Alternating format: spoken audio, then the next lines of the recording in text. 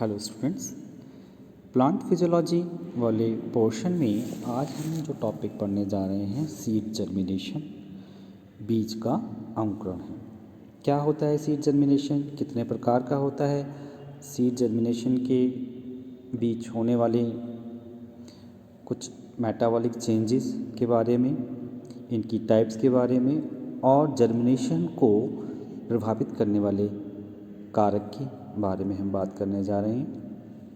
तो सबसे पहले जानते हैं सीड जर्मिनेशन की डेफिनेशन को। सीड जर्मिनेशन हम किसे बोलते हैं? The process that begins with the water Uptake by dry seed and ends with the emergence of embryonic axis, usually the radicle, form its surrounding tissue।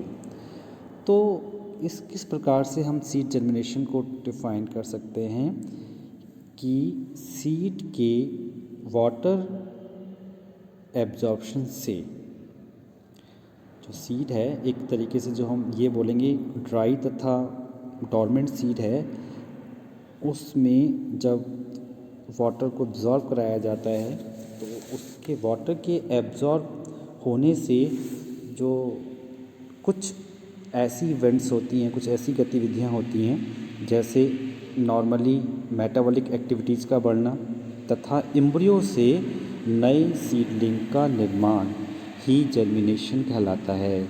जैसे कि embryonal axis वहाँ से बाहर निकलती है, जिसमें रेडिकल का भी निर्माण होता है।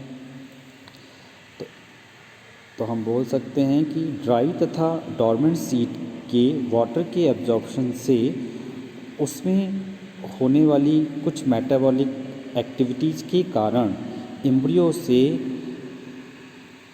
सीडलिंग का बाहर निकलना ही जर्मिनेशन कहलाता है।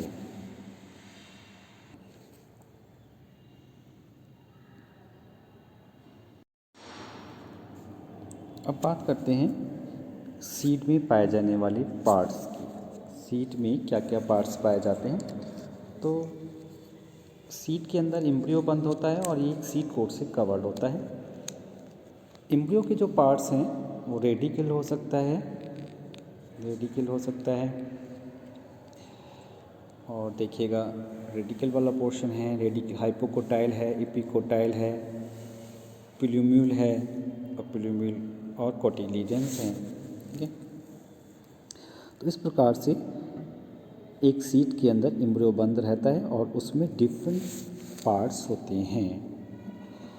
अब हम देखते हैं, बात करते हैं कि ये जो सीड कोट होता है, ये इसकी इम्पोर्टेंस क्या है। ये जो सीड कोट वाला पोर्शन है, जो सारा पोर्शन के साथ एक तरह से एम्ब्रियो जो होता है वो सीड कोट के अंदर बंद होता है। तो ये जो सीड कोट वाला पोर्शन है ये क्यों इम्पोर्टेंट है,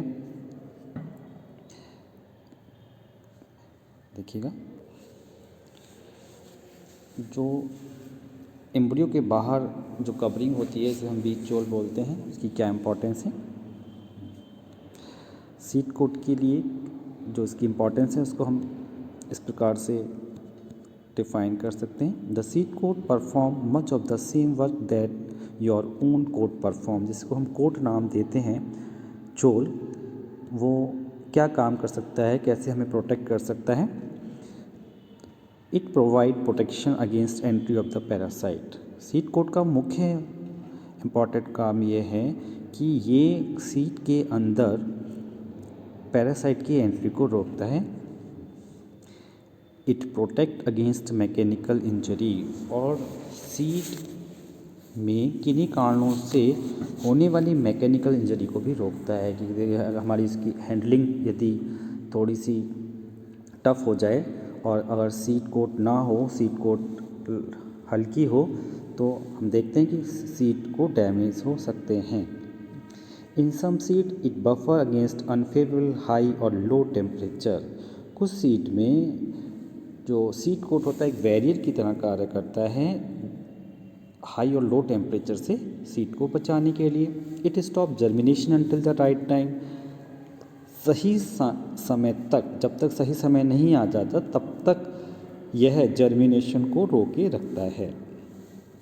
What would happen if the seed coat failed in fall. यदि सीड कोट का निर्माण ना हो, सीड कोट ना हो तो किसी भी सीड को प्रोटेक्शन नहीं मिल सकता। तो सीड के आउटसाइड जो हम सीड कोट देखते हैं उसके निम्न कार्य हो सकते हैं। अब हम बात कर सकते हैं inside the seed. Inside the seed coat an embryo is protected.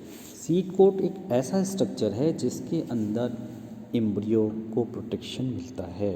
The embryo is an immature plant with all the parts an adult plant. और एम्ब्रियो क्या है? एम्ब्रियो ऐसा इमेच्योर प्लांट है जिससे आगे जाकर एक एडल्ट प्लांट का निर्माण होता है।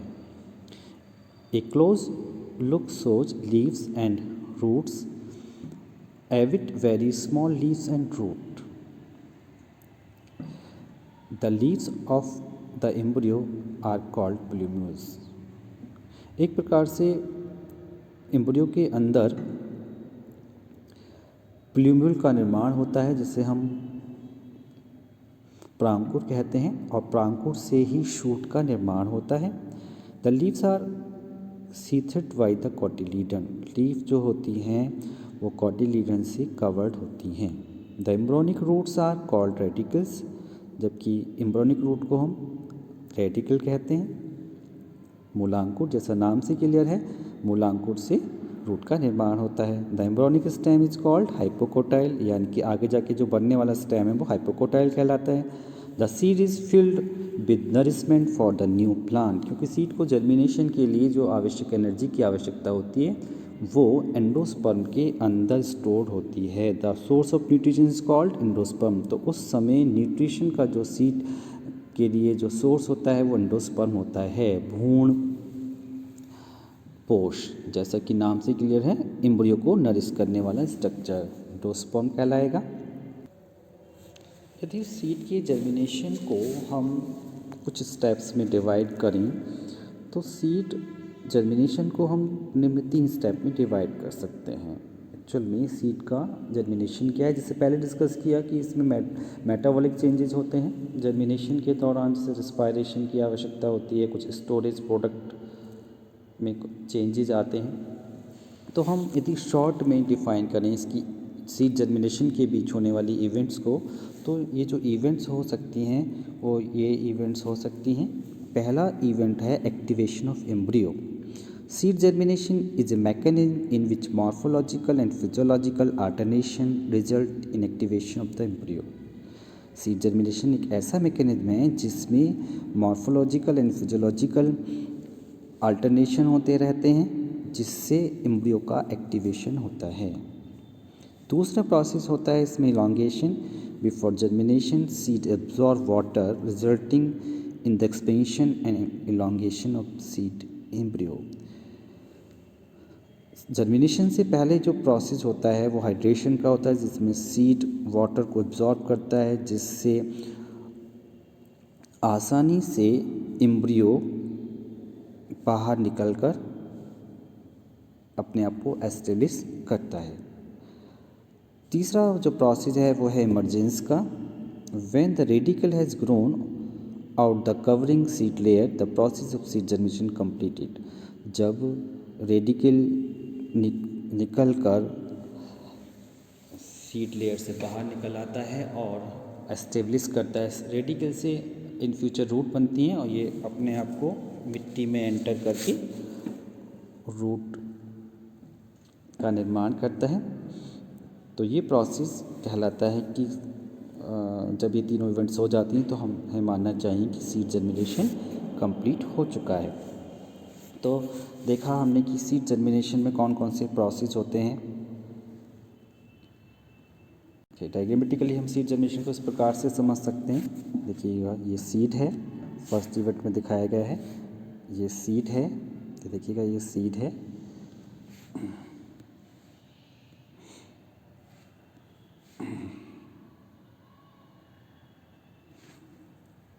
देखिए ये वाला पोर्शन जो है सीड का है। इससे बाद में अगली स्टेप में हम देख रहे हैं ये रेडिकल निकला है और रेडिकल के साथ प्लूम्यूल भी निकला हुआ है। प्लूम्यूल से के अंदर कोटिलीडन्स का निर्माण होता है और रेडिकल से रूट का निर्माण होता है, लेटरल रूट्स निकलती हैं, प्राइमरी रूट निकलती हैं इस प्रकार से। और देखिएगा फिर ये कॉटिलीडन आगे ये लीव्स बन जाती हैं और रूट्स अपने आप को एस्टेब्लिश कर लेती हैं। तो प्लूम्यूल से जो निर्माण होता है वो शूट वाले पोर्शन का होता है और रेडिकल से रूट का निर्माण होता है।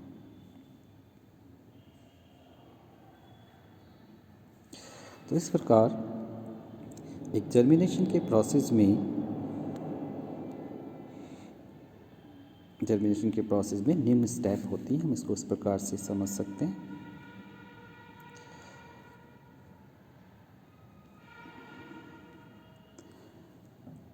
तो आज हमने सीड जर्मिनेशन के प्रोसेस में सीड जर्मिनेशन की डेफिनेशन के बारे में बात की, सीड के पार्ट्स के बारे में बात की, इनसाइड पार्ट्स के बारे में बात की, सीड के अंदर कौन कौन से पार्ट्स पाए जाते हैं, के अंदर हमें plumule, cotyledon, radical, hypocotyl, endosperm के बारे में बताया। आउटसाइड ऑफ सीड के बारे में बताया, जो सीड के बाहर सीड कोट पाई जाती है वो क्या क्या फंक्शन परफॉर्म करती है। और सीड जर्मिनेशन के बारे में बताया कि सीड जर्मिनेशन कैसा प्रोसेस है। जो सीड जर्मिनेशन होता है वो क्या है, अंकुरित होने पर सीड एक सीडलिंग को जन्म देता है जो एक मेच्योर प्लांट के रूप में विकसित हो जाता है और जो एम्ब्रियो होता है वो विकसित होकर रूट व शूट बनाता है, जबकि कॉटिलीडन्स अथवा जो एंडोस्पर्म होते हैं वो डेवलपिंग एम्ब्रियो को न्यूट्रिशन प्रदान करते हैं। इस प्रोसेस में अनेक प्रकार की मेटाबॉलिक एक्टिविटीज़ होती हैं। तो हम देख सकते हैं कि जो जर्मिनेशन का है उसका जो फर्स्ट स्टेप है वो होता है वाटर को एब्जॉर्ब करना, इम्बाइबिशन, रूट द्वारा वाटर का एब्जॉर्प्शन। रूट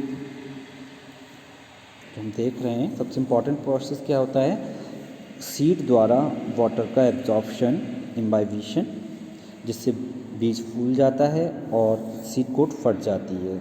और सीड कोट का फटना बहुत आसान हो जाता है बीज के फूलने से।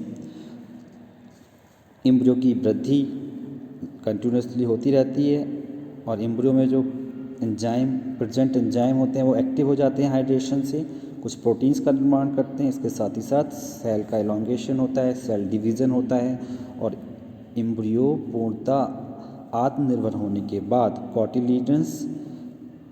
कॉटिलीडन्स अथवा एंडोस्पर्म में जो संचित भोजन होता है उसका उपयोग करता है।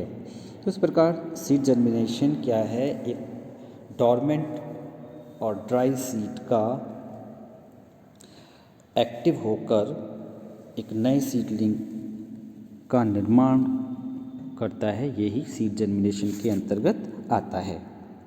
तो आज हमने सीड के पार्ट्स और सीड जर्मिनेशन के बारे में पढ़ा। कल की वीडियो में हम टाइप्स ऑफ सीड जर्मिनेशन और सीड को प्रभावित करने वाले कारक यानी कि सीड जर्मिनेशन को प्रभावित करने वाले कारक के बारे में बात करेंगे। आज का वीडियो यहीं समाप्त होता है। धन्यवाद।